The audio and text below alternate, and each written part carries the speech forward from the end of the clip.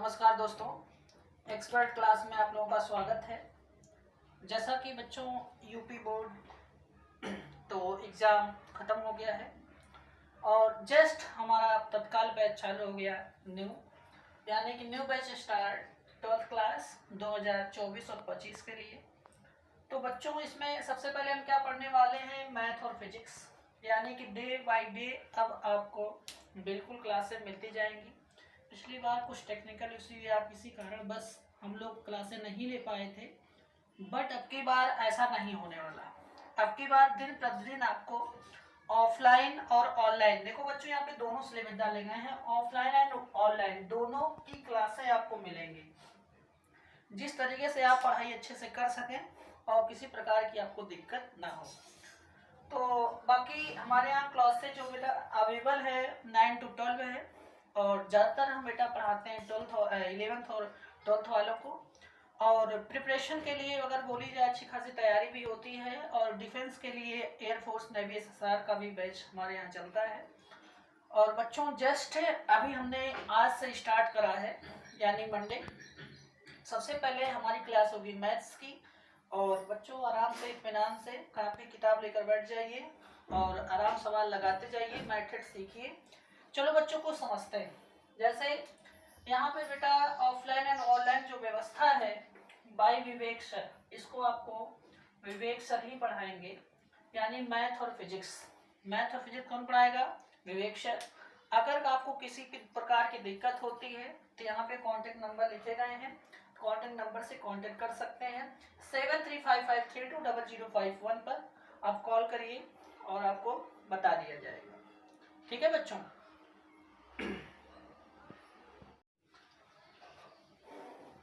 हाँ बच्चों, जैसा कि मैंने आपको जानकारी दी, सबसे पहले सिलेबस में बता दूं बच्चों, 12th क्लास का जो सिलेबस है, सबसे पहले बेटा आपको रिलेशन यानी 5 या 6 यूनिट्स में इसको डिवाइड किया गया। कितने यूनिट्स में किया गया है? 5 या 6 यूनिट्स में डिवाइड किया गया है। सबसे पहली जो यूनिट होगी वो रिलेशन एंड फंक्शन की होगी। किसकी होगी? Relation and function. Relation and function में बेटा 2-3 चीजें पढ़ने वाले हैं। जैसे सबसे पहले रिलेशन एंड फंक्शन हो गया, फिर इनवर्स ट्रिग्नोमेट्री फंक्शन यानी प्रतिलोम त्रिकोणमिति और संबंध और फलन के बारे में हम लोग जानेंगे, यानी फर्स्ट यूनिट में। सेकेंड यूनिट आपकी एल्जेब्रिक आएगी, यानी कि एल्जेब्रा में मैट्रिक्स हो गया, डिटरमिनेट्स हो गया, और बेटा यही 2 चैप्टर्स पढ़ेंगे। एल्जेब्रिक में 2 चीज आती है, एक होती मैट्रिक्स, एक होती डिटरमिनेट्स। यानी मैट्रिक्स और डिटरमिनेट्स को हम अच्छी तरीके से प्रिपरेशन करेंगे और इतनी बिंदास तरीके से करेंगे कि उसमें हर एक क्वेश्चन यूपी बोर्ड में फंसे। इसके बाद तीसरी यूनिट जो बेटा है हम देख रहे हैं कैलकुलस है। कैलकुलस में कंटिन्यूटी एंड डिफरेंशिएबिलिटी यानी अवकलन के बारे में आपको बताए जाएंगे। कुछ लिमिट्स वाले क्वेश्चन बताए जाएंगे, जैसे आप फर्स्ट ईयर क्लास में सेट चैप्टर पढ़ के आए होंगे, तो बेटा उससे भी कुछ चीजें होंगी, और लिमिट्स वाले चैप्टर भी पढ़ के आए होंगे, तो लिमिट्स के भी कुछ क्वेश्चन इसमें मिलने वाले हैं। लेकिन फर्स्ट ईयर क्लास में जो डिफरेंशिएट के क्वेश्चन है वो कुछ थोड़ा सा कम है, लेकिन जो इंटर क्लास में पूरा फुल है, तो हम लोग अच्छे से पढ़ेंगे। इसके बाद बेटा एप्लीकेशंस ऑफ डेरिवेटिव्स, इसके बारे में भी जानेंगे। और इंटीग्रल तो आप जानते हो, अगर सही तरीके से पढ़ाया जाए तो 2-2.5 महीने का कोर्स है ये, अच्छी तरीके से। बट आप लोगों को बहुत बिंदास तरीके से पढ़ाया जाएगा, बाय विवेक सर के द्वारा पढ़ाया जाएगा, तो आपको किसी प्रकार की दिक्कत नहीं आ पाएगी। इसके बाद बेटा एप्लीकेशन ऑफ इंटीग्रल हो गया, डिफरेंशियल इक्वेशन हो गया, मतलब जितने सब चीजें हैं इंटीग्रेशन के बारे में, सारी टाइपें हैं, तो हम सारी टाइपों के बारे में अच्छी तरीके से जानेंगे। इसके बाद बेटा आप लोग कहते रहते हो वेक्टर, तो वेक्टर भी पढ़ाया जाएगा, जो कि चौथी यूनिट है वेक्टर में वेक्टर्स आता है। फिर इसके बाद 3 डायमेंशन ज्योमेट्री आती है। इसके वेक्टर मतलब पूरी तरीके से फिजिक्स से रिलेटेड है, और फिर भी अच्छी तरीके से काफी पॉइंट्स है, उसको हम आराम से सीखेंगे।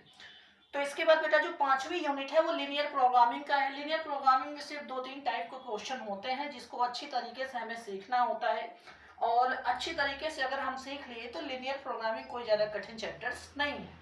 ठीक है, पैराग्राफ और आपके क्वेश्चन उसमें रहते हैं। जो 6वीं है बेटा प्रोबेबिलिटी। क्या है? प्रोबेबिलिटी है। प्रोबेबिलिटी जो चैप्टर होता है बेटा, ये तो बहुत कठिन है, एक तरीके से पूछा जाए तो बहुत कठिन है, लेकिन अगर समझ में आ गई तो सबसे सरल है, नहीं समझ में आ गई तो सबसे कठिन है, क्योंकि प्रोबेबिलिटी का क्वेश्चन जो होता है वो आसान नहीं होता है। और आराम से जो 5 या 6 यूनिट है, हम लोग एक एक यूनिट आराम से कोर्स कवर करेंगे, किसी प्रकार की दिक्कत नहीं आ पाएगी। जैसा कि आज हम लोग पढ़ेंगे मैट्रिक्स, और मैट्रिक्स के बाद पढ़ेंगे डिटर्मिनेंट्स, यानी कि हमारी जो दूसरी यूनिट है अलजेब्रा वाली है उसको कवर करेंगे। तो बच्चों कॉपी किताब लेकर बैठ जाओ और एक एक क्वेश्चन, एक एक पॉइंट को नोट करते चलो। जस्टर कहाँ गया? देखो बच्चों, मिटाते हैं और सबसे पहले हम लोग हेडिंग डालेंगे मैट्रिक्स, यानी कि आव्यूह।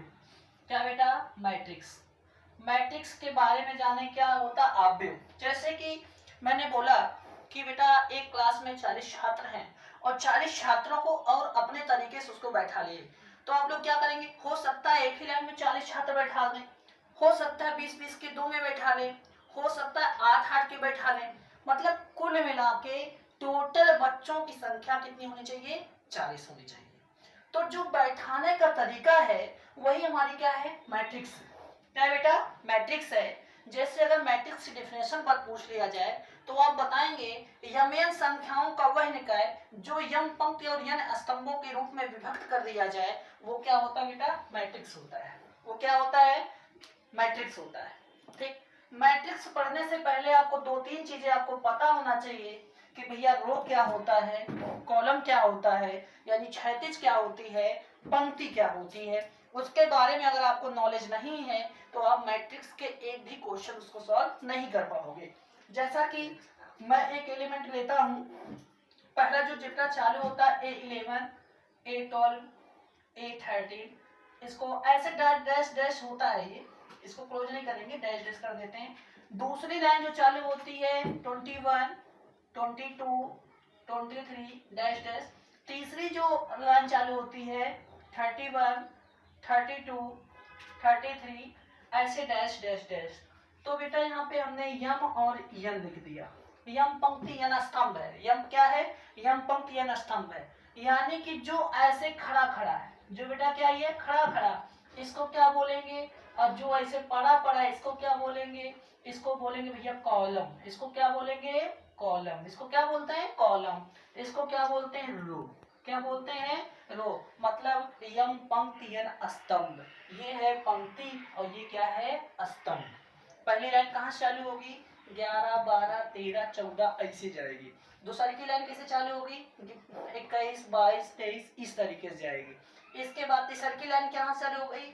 31, 32, 33 इस तरीके से चलती चली जाएगी। ठीक है बच्चों, तो यहाँ तक आप लोग नोट कर लीजिए। इसके बाद हम इसके क्वेश्चंस को सॉल्व करेंगे। देखो बच्चों, जैसा कि हमने समझाया आपको कि पंक्ति क्या होती है, स्तंभ क्या होता है, रो क्या होता है, कॉलम क्या होता है। सबसे पहला मैंने क्वेश्चन लिखा, यदि आव्यूह A बराबर 5 - 4 2 1 9 3 - 1 7 5 - 2 4 3 है, तो सबसे पहला क्वेश्चन आएगा कि इसमें कितनी पंक्तियां हैं। क्या पूछा जाएगा?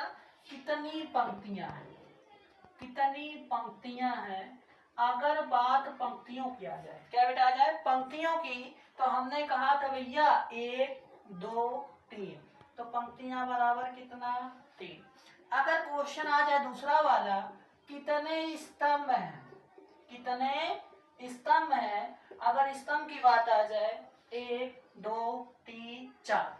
बेटा एक तौर बताए, अगर मजाक के तौर पे सीखना चाहो तो पंक्ति मतलब पड़ा और स्तंभ मतलब खड़ा।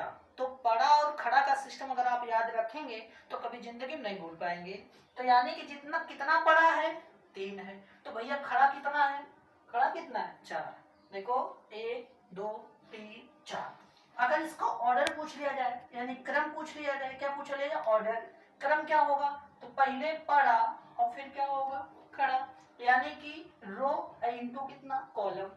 और टोटल अगर संख्या पूछ ली जाए तो 4 तिहाई कितना? 12। मतलब इसके 4 क्वेश्चन आपके फिक्स हो गए एक एक नंबर में। कितनी पंक्तियां हैं, कितने स्तंभ हैं, क्या क्रम है, कितने एलिमेंट्स हैं। तो सबसे पहले आपको बताना पड़ेगा कि पंक्तियां भैया 3 है, स्तंभ 4 है, क्रम 3 × 4 का है, और कितने अवयव हैं 12। कितने बेटा हैं 12। शुद्ध शुद्ध गुणा कर देना 3 चौक के 12, तो आंसर आएगा कितना 12। तो पहला क्वेश्चन आप लोग आराम से नोट कर लीजिए, फेयर बिल्कुल बनाइएगा, नोट करना बिल्कुल मत भूलिएगा, नहीं तो आप ये समझ लो कि बहुत बड़ा चैप्टर से हाथ धो बैठोगे। एक एक चीज रट्टा मारिए, और यूपी बोर्ड के अकॉर्डिंग आपको मैं पढ़ाऊंगा। अगर आप तैयारी वाले बैच में मिलेंगे या डिफेंस वाले बैच में मिलेंगे तो आपको हम ये नहीं बताएंगे, हम डायरेक्ट आंसर बताएंगे, ये आंसर होता है, ठीक है।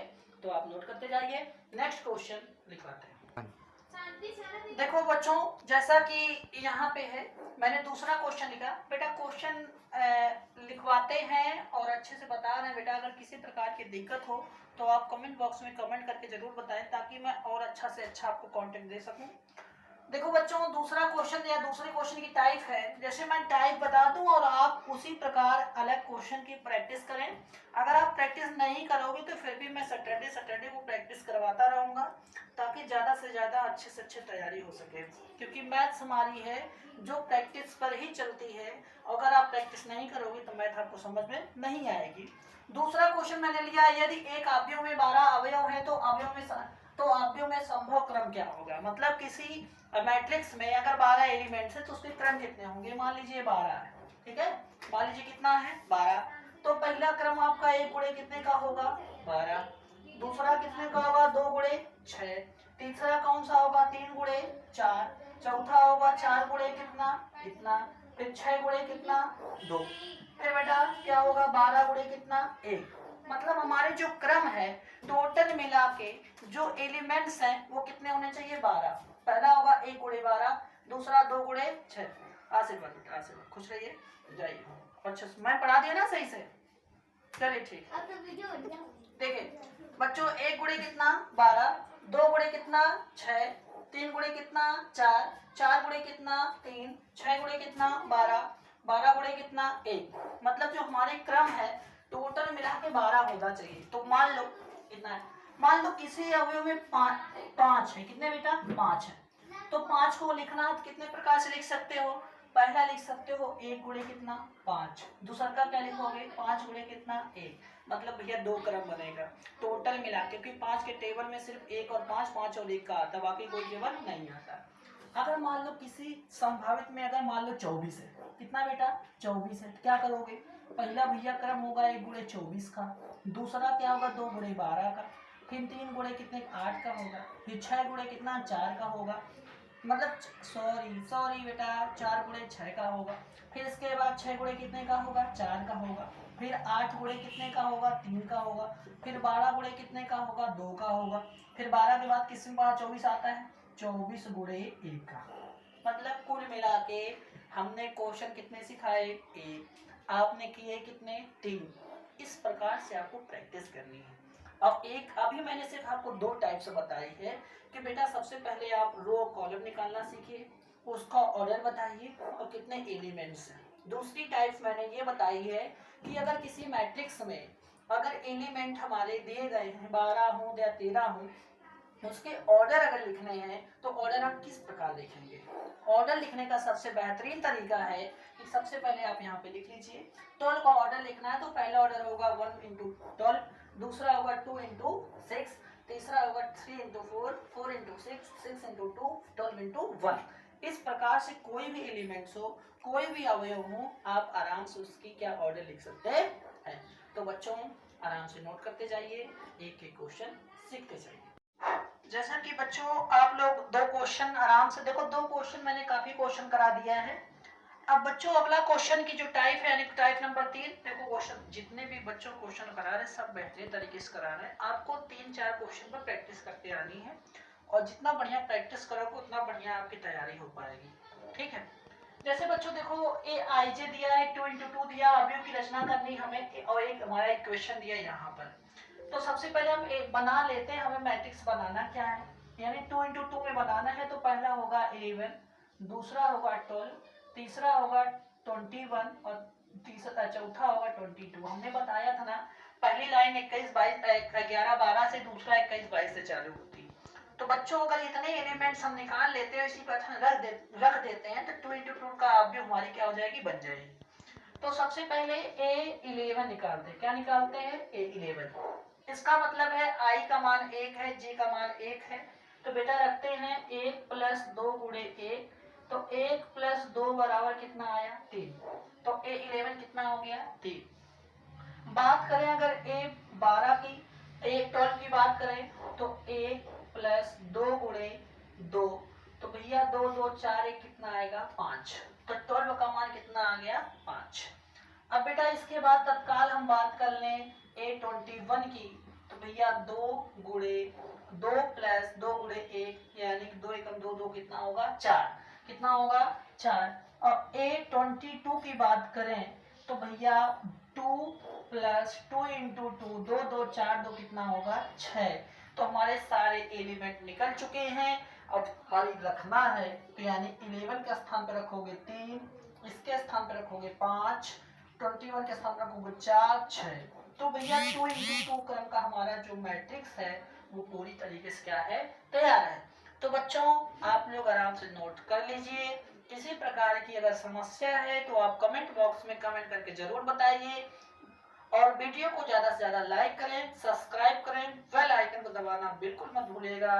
नमस्कार, सत श्री अकाल।